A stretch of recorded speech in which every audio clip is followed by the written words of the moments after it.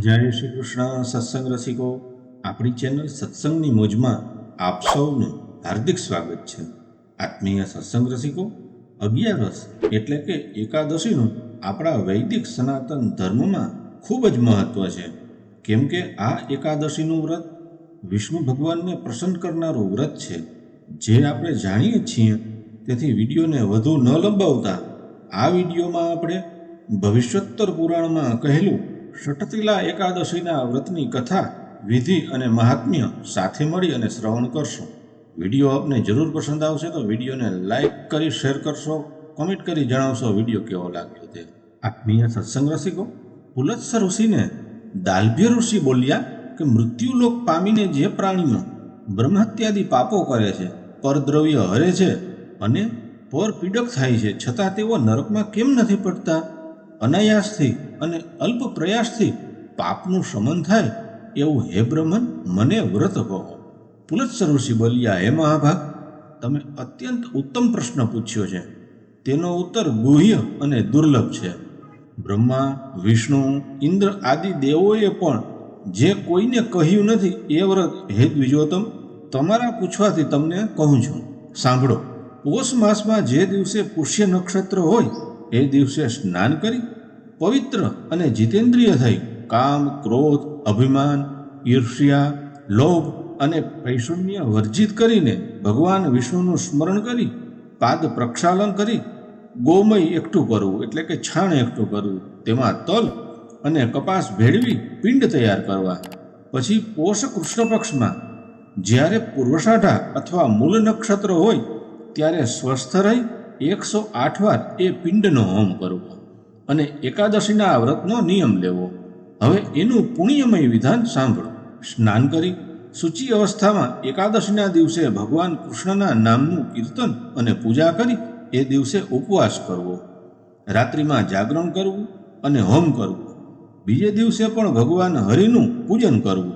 એમને ચંદન, અગરુ, કર્પૂર વગેરે અર્પણ કરવા, તેમજ તલ અને ભાતનું નૈવેદ્ય ધરાવવું અને ભગવાન કૃષ્ણના નામનો જપ કરતા કરતા વારંવાર એમની સ્તુતિ કરવી. પછી કુષ્માંડ, નાળિયેર અને બીજોરા અને બીજું કંઈ ન મળે તો ઉત્તમ સોપારીનો વિધિ સહિત ભગવાન કૃષ્ણને અર્ઘ આપવો. પછી ઉત્તમ બ્રાહ્મણનું પૂજન કરીને એમને જલપૂર્ણ કુંભ અર્પવા અને છત્ર અને પાદત્રાણ એટલે પગરખાનું દાન કરવું. શ્રી કૃષ્ણ પ્રભુ પ્રસન્ન થાઓ એમ દાન આપતી વખતે કહેવું, હે દ્વિજોત્તમ, યથાશક્તિ કાળી ગાય અને તલપૂર્ણ પાત્રનું દાન કરવું. હે મુને, સ્નાન માટે પ્રાશન માટે શ્વેતતલ શ્રેષ્ઠ છે અને દાન માટે કૃષ્ણતલ શ્રેષ્ઠ છે એટલે કાળા તલ શ્રેષ્ઠ છે. જે મનુષ્ય તલનું દાન કરે છે એ વાવેલા તલની સંખ્યા જેટલા 1000 વર્ષ સ્વર્ગમાં નિવાસ કરે છે. તલનું સ્નાન કરવું, શરીરે તલ ચોળવા, તલનો હોમ કરવો, તલના જલનું પાન કરવું, તલનું પ્રાશન કરવું અને તલનું સ્નાન કરવું. આ 6 પ્રકારના તિલકર્મ પાપનો નાશ કરે છે. એટલે જ પૌષ કૃષ્ણ એકાદશી ષટતિલા એકાદશી કહેવાય છે. નારદજી બોલ્યા, હે મહાબાહો, હે વિશ્વભાવન, હે ભગવાન શ્રી કૃષ્ણ, આપને હું વંદન કરું છું. આપ મને ષટતિલા એકાદશી કરવાથી થતું ફળ ઉપાખ્યાન સહિત કૃપા કરી અને મને કહો. એટલે ભગવાન શ્રી કૃષ્ણ બોલ્યા, હે દેવર્ષિ, પૂર્વે થયેલી અને મેં જોયેલી ઘટના તમને કહું છું તો સાંભળો. પૂર્વે આ પૃથ્વીમાં બ્રહ્મચર્યમાં અને દેવપૂજામાં રત એવી એક બ્રાહ્મણી હતી. તે પ્રત્યેક માસ મારા ઉપવાસમાં લીન રહેતી અને સદા મારી ભક્તિ અને પૂજામાં તત્પર રહેતી. ગરીબોને, બ્રાહ્મણોને અને કુમારિકાઓને દાન કરતી અને રહેવા ઘર આપતી. એ બ્રાહ્મણી કૃચ્છ વ્રતથી સર્વકાળમાં પોતાના શરીરને ઘણું કષ્ટ આપતી, પરંતુ એણે બ્રાહ્મણોને અને દેવોને અન્નદાનથી સંતૃપ્ત કર્યા નહીં. હે દ્વિજશ્રેષ્ઠ, ઘણા સમય પછી મેં વિચાર કર્યો કે આ બ્રાહ્મણીએ કૃચ્છ વ્રતથી પોતાનો દેહ શુદ્ધ કર્યો છે અને કાયાના કલેશથી વૈકુંઠની અધિકારી પણ થઈ છે, પરંતુ એણે અન્નદાન કર્યું નહીં હોવાથી એને પરમ તૃપ્તિ થશે નહીં. એટલે કાપાલિકનું રૂપ ધરી ભિક્ષા માટે એની સામે મેં મારું પાત્ર ધર્યું. એટલે બ્રાહ્મણી બોલી, હે બ્રાહ્મણ, તમે અહીં શા માટે આવ્યા છો? એટલે મેં એને ફરીથી કહ્યું કે હે સુંદરી, મને ભિક્ષા આપ. એટલે એ અત્યંત કુપિત થઈ અને ત્રાંબાના પાત્રમાં માટીનો પિંડ નાખ્યો અને એ લઈ હું સ્વર્ગમાં પાછો ફર્યો. ઘણા સમય પછી એ તપસ્વીની અને મહાવ્રતા બ્રાહ્મણી વ્રતના આચરણના પ્રભાવથી સદેહે સ્વર્ગમાં આવી અને માટીના પિંડના દાનના પ્રભાવથી એ સ્વર્ગમાં મનોરમ્ય ઘર પણ પામી, પરંતુ એમાં ધાન્ય કે દ્રવ્ય કંઈ હતું નહીં.